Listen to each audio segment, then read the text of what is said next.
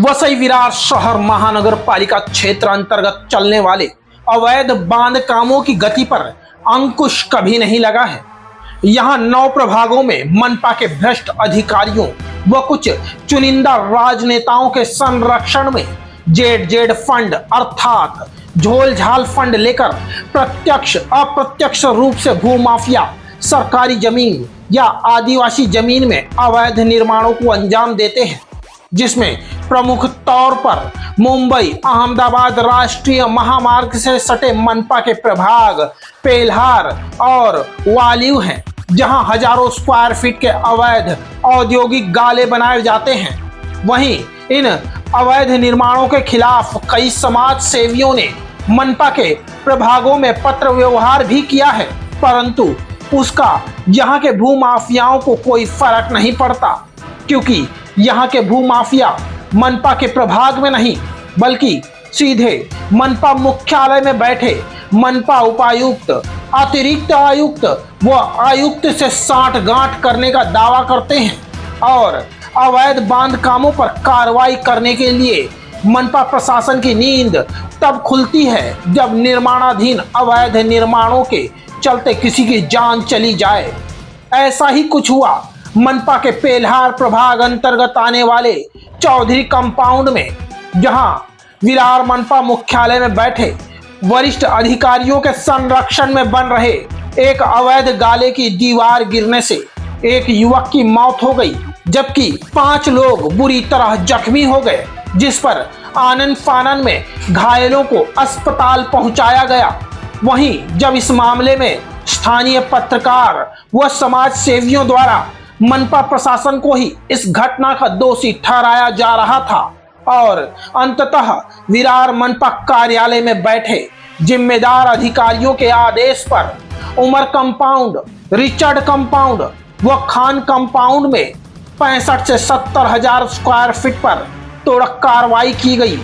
आपको बता दें कि यह वह क्षेत्र है जहां मनपा अधिकारी तोड़क कार्रवाई करने से कतराते हैं। वहां कार्रवाई के दौरान पहले से ही उनकी जेसीबी खराब हो जाया करती है और यही वो स्थान है जहां पर भूमाफियाओं ने कई बार मनपा द्वारा अवैध बांध काम पर तोड़क कार्रवाई के दौरान अधिकारियों के पसीने छुड़वा दिए थे। किंतु 28 फरवरी भूमाफियाओं के लिए सही दिन नहीं था। इस दिन इनका रुतबा, इनका पैसा, इनकी पहुंच इनके काम नहीं आया। भूमाफियाओं का गढ़ कहे जाने वाला उमर, रिचर्ड व खान कंपाउंड आज प्रशासन की ताकत के सामने घुटने टेकता नजर आया और एक गरीब व बेबस मजदूर की मौत के आरोपों से तिलमिलाए मनपा प्रशासन ने भूमाफियाओं के गढ़ में पहुंचकर कोहराम मचा दिया। यह तोड़क कार्रवाई मनपा अधिकारी संगरत्ना खिल्लारे, विशाखा मोटघरे, मनाली सिंधे, सुभाष यादव व भीम रेड्डी की देखरेख में भारी संख्या में मनपा कर्मचारियों के द्वारा किया गया। इस तोड़क कार्रवाई में बड़ी तादाद में भूमाफियाओं के इंडस्ट्रियल गाले तोड़े गए। कई घंटों तक चली इस कार्रवाई में 65 से 70 हजार स्क्वायर फीट के अवैध निर्माण पर तोड़क कार्रवाई की गई। हालांकि सवाल उठता है कि अगर ऐसी बड़ी कार्रवाई पहले हो जाती तो शायद भूमाफियाओं के हौसले इतने बुलंद नहीं होते और न ही अवैध रूप से बनाई जा रही दीवार गिरने से एक मजदूर की मौत होती। खैर, अब मनपा प्रशासन की तरफ से ऐसा दर्शाया जा रहा है कि जैसे वे अब कुंभकर्णी नींद से जाग गए हों। अब लगता है कि मनपा प्रशासन ने ठान लिया है कि किसी और मजदूर को अब अवैध निर्माण की बलि नहीं चढ़ने दिया जाएगा।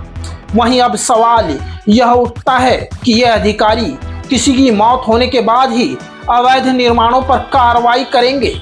वैसे भी वसई विरार मनपा के प्रभाग कार्यालय मात्र नाम के ही खोले गए हैं।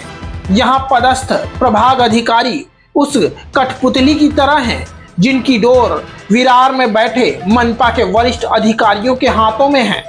यह चाह के भी कुछ नहीं कर सकते और अगर कुछ करना भी चाहा तो उनका तबादला कहीं और कर दिया जाता है। वहीं सूत्रों से मिली जानकारी से यह भी पता चला है कि वसई विरार में अवैध बांध कामों से जेड फंड वसूली का जिम्मा मनपा के एक कर्मचारी स्वरूप खानवेलकर को दिया गया है, क्योंकि यही एक वो मनपा कर्मचारी है जिसका बहुजन विकास आघाड़ी व शिवसेना नेताओं से बड़ा घनिष्ठ संबंध है और यही वो कर्मचारी है जिसे ठीक से पता है कि जेड फंड किसे और कितना देना है। वैसे भी महाराष्ट्र के मुख्यमंत्री एकनाथ शिंदे साहब ने जेड फंड के बारे में पहले भी कुछ बताया था कि वसई विरार में जेड फंड कहां और कितना लगता है।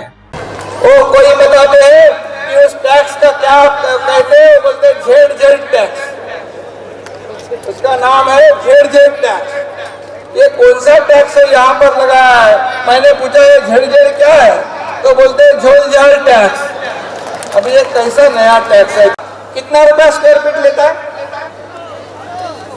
350 होते, 300 का 50 बढ़ गया। अब सूत्रों से मिली जानकारी से पता चल रहा है कि शिवसेना भी इसमें भागीदार है। हो सकता है कि यह अलग की बात हो कि मुख्यमंत्री साहब को इस बारे में कोई जानकारी ही ना हो, परंतु काम तो उन्हीं के नाम पर ही होता है।